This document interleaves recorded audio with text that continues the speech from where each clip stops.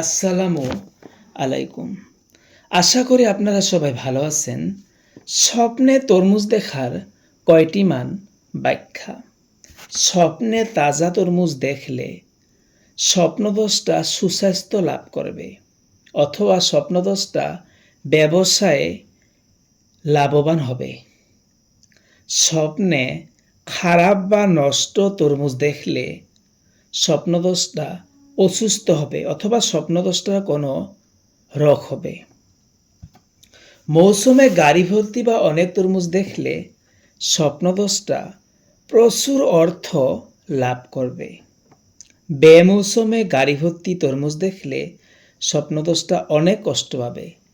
স্বপ্নদ্রষ্টার আর্থিক ক্ষতি হতে পারে। স্বপ্নে তরমুজ খেতে দেখলে, স্বপ্নে তরমুজ কারো কাছ থেকে পেতে দেখলে, অথবা স্বপ্নে তরমুজ কিনতে দেখলে প্রচুর অর্থ লাভ করবে, অথবা বিবাহ হবে।